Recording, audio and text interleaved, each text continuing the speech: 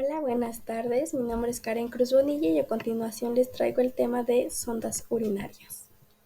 Vengo de la Universidad Autónoma de Tlaxcala y actualmente estoy cursando la licenciatura en Enfermería y Obstetricia.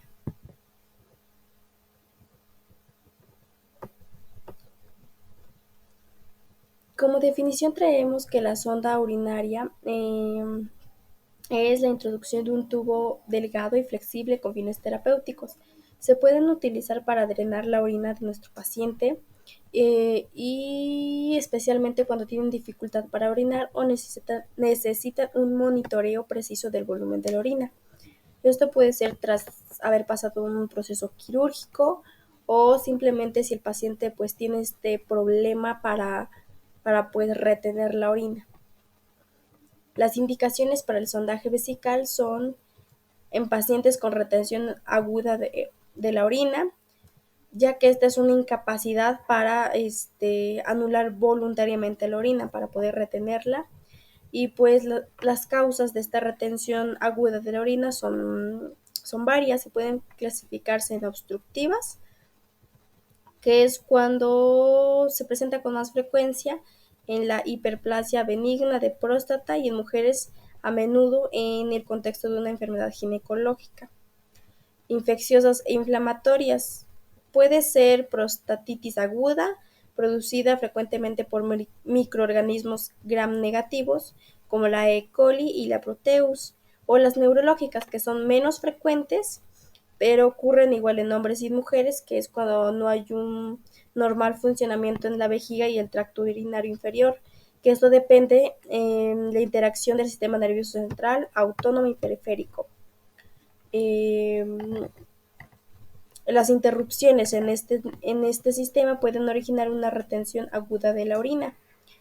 Y también tenemos las farmacológicas, que es cuando se utilizan fármacos anticolinérgicos y antidepresivos tricíclicos que provocan retención aguda de orina por la disminución de la contracción del músculo destructor de la vejiga. Bueno, estas son algunas indicaciones para el sondaje vesical cuando nuestro paciente pues no puede retener la orina, ya sea por varias causas, y se le coloca este dispositivo para ayudarlo en este proceso.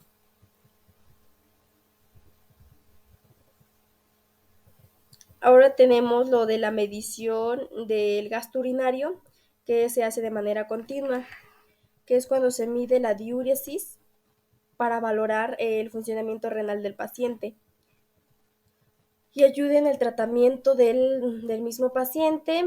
La micción normalmente es una función que no duele, que no provoca dolor, que tiene lugar de 5 a 6 veces al día y que en ocasiones pueden ir una vez en la noche, siendo un volumen promedio entre 1.200 a 1.500 mililitros de orina en 24 horas en un adulto y en 0.5 mililitros por kilogramo por hora para el paciente pediátrico. También nos habla sobre los procesos quirúrgicos, que es cuando también se le tiene que hacer esta medición del gasto urinario a nuestro paciente después de que pasa por un proceso quirúrgico, ya sea para impedir este proceso de cicatrización en la herida, si es ginecológica en mujer o si es también en la parte genital de un hombre. La cirugía perineal o sacra en pacientes con incontinencia urinaria, que esto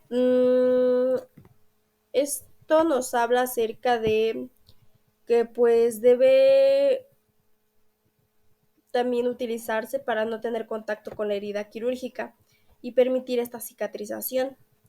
También tenemos los pacientes que requieren de una inmovilización prolongada.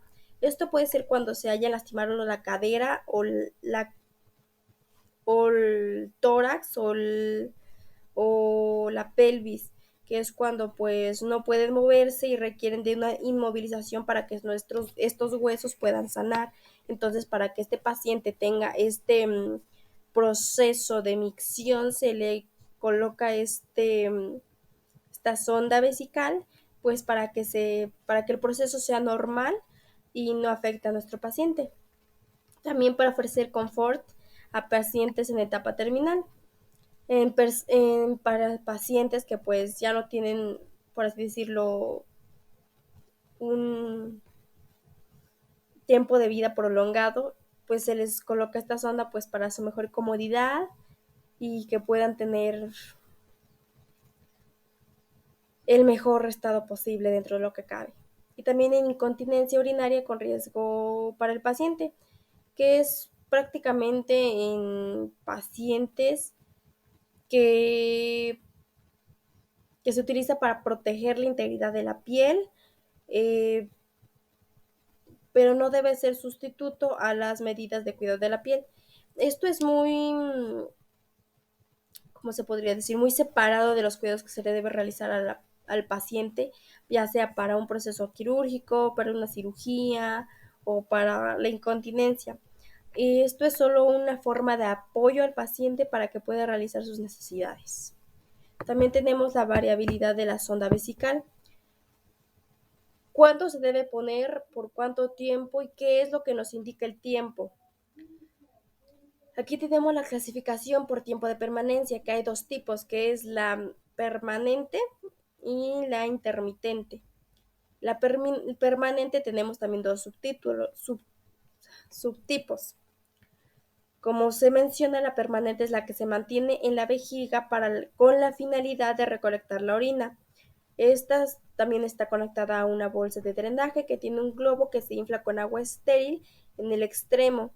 Esto es para que no se, podría decirse, para que no se salga de este conducto y esté fijo en ese lugar. Los globos vienen típicamente en dos tamaños diferentes, de 5 centímetros cúbicos y de 30 centímetros cúbicos. Y cuando es necesario quitar la sonda, pues obviamente se desinfla el globo para que pueda salir. Como les dije, hay dos subtipos en el sondaje permanente, que es el sondaje permanente de corta duración, se instala y puede permanecer de 48 horas hasta 30 días. Es importante resaltar que este sistema recolector utiliza un sondaje cerrado con la finalidad de disminuir el riesgo de infección, ya que al estar desconectando podemos pasar a este dispositivo microorganismos que podrían ocasionar una infección. Ahora tenemos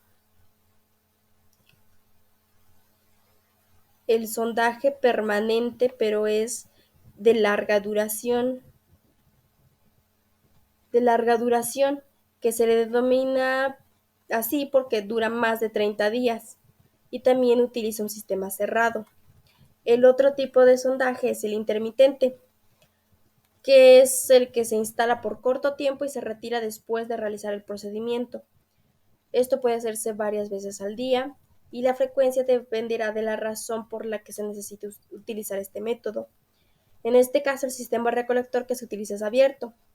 La diferencia de estos es que el cerrado utiliza el globito que es para que se quede la sonda en ese punto, y el abierto no utiliza un globo y puede ser retirado fácilmente después de terminar el procedimiento. Pueden ser de Nelaton, que es de punta recta con dos longitudes, que se utiliza la larga para el hombre y la corta para la mujer, o sonda Tiemann, tiene una punta acodada y más fina para pacientes con uretra estrecha. Y como ya se los mencioné, la sonda intermitente se introduce, drena y se desecha. Y la sonda permanente se mantiene desde algunas horas hasta días en nuestro paciente. Ahora tenemos la clasificación de las sondas por número de vías. Existen 4 modelos. La de una vía, que su función es drenar, y esto es para el sondaje intermitente, que es colocarlo, drenar y desechar.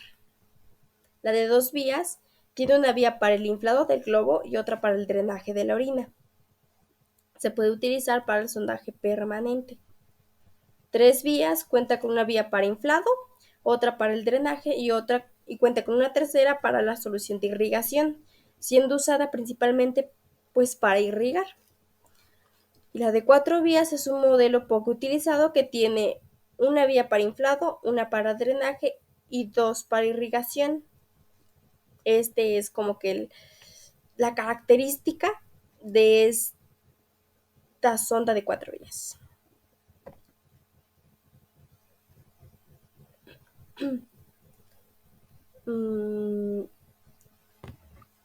Ahora tenemos la sonda vesical por material de fabricación.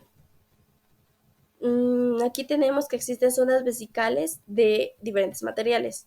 Tenemos de látex, que son suaves, flexibles y duraderas, pero necesitan recubrimientos ya que es muy común desarrollar alergias con este material.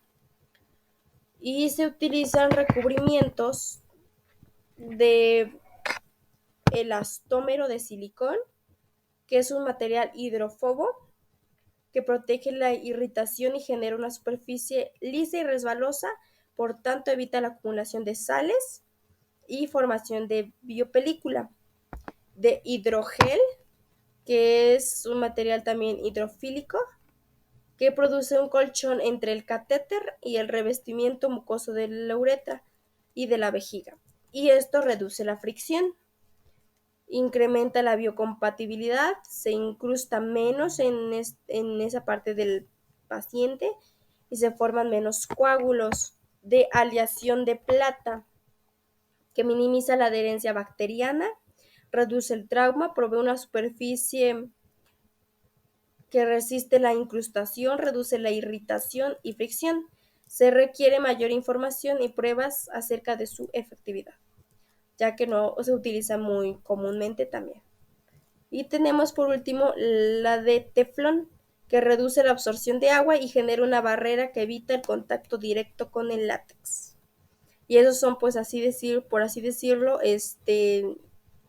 los recubrimientos que tienen estas ondas de látex para que no sean, para que no crean esta alergia en el paciente.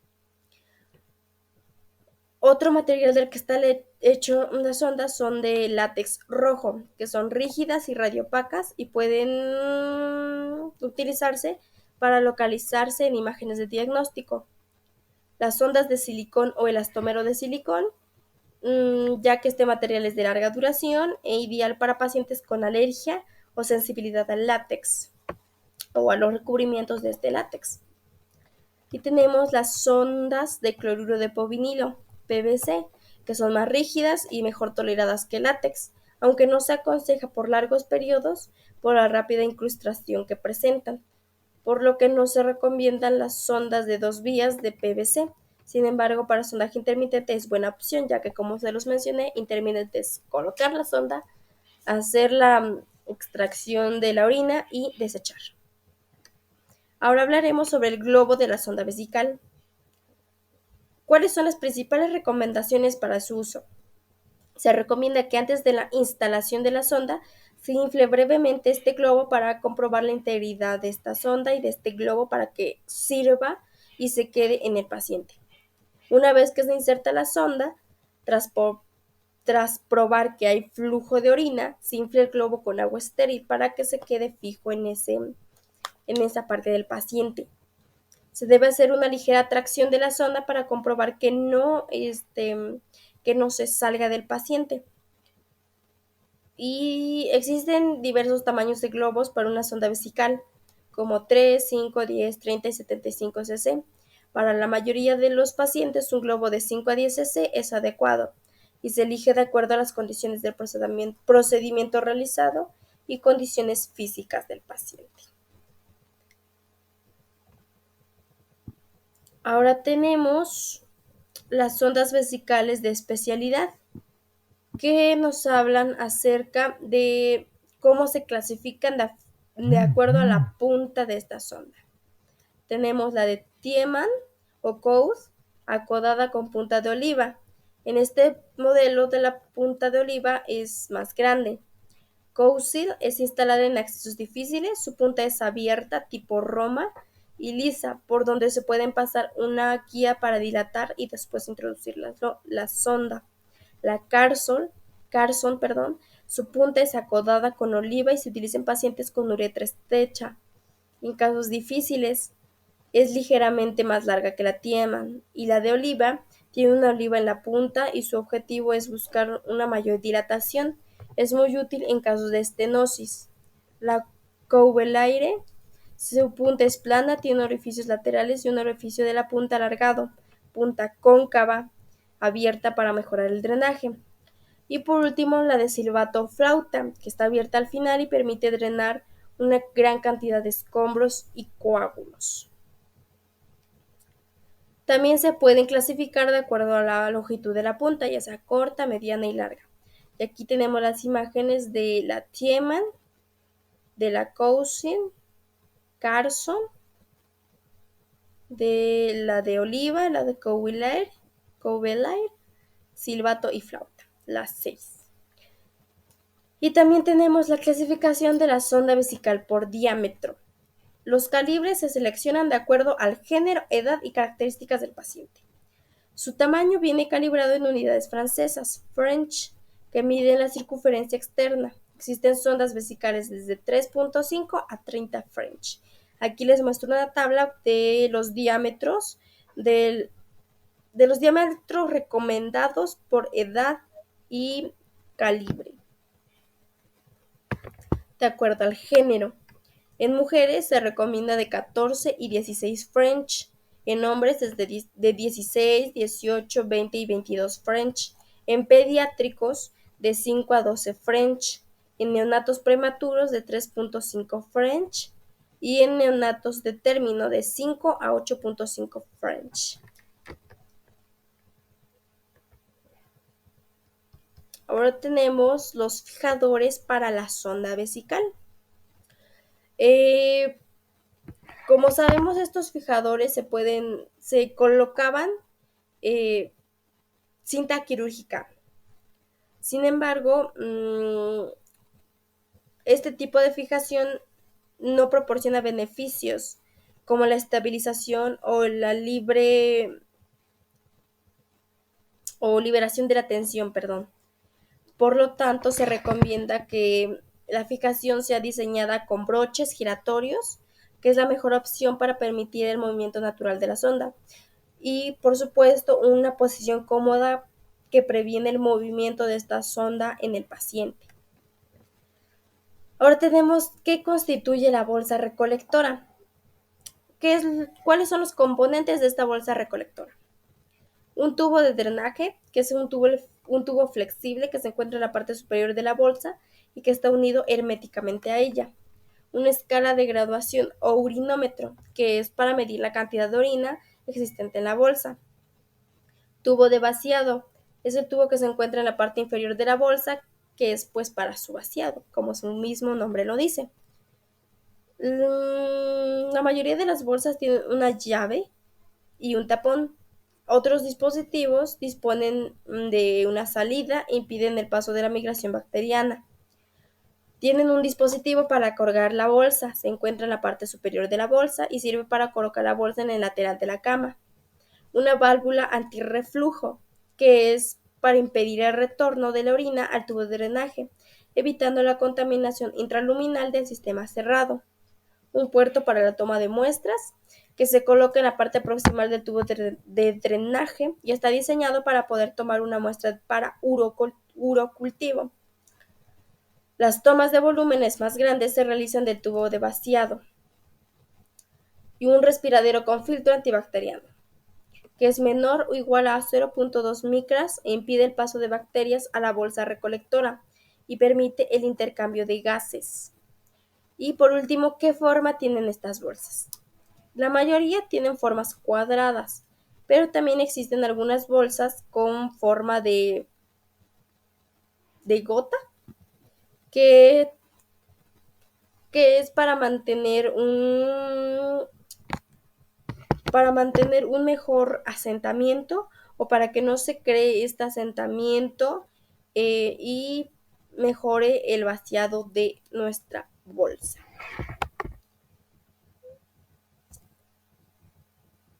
Ahora tenemos las diferencias entre sistema abierto y sistema cerrado. ¿Qué es lo que lo diferencia? Ya hablamos como que a grandes rasgos de cuál es el sistema abierto y el sistema cerrado. Pero ahora les voy a explicar un poquito más. El sistema abierto es cuando la sonda vesical y la bolsa recolectora se desconectan.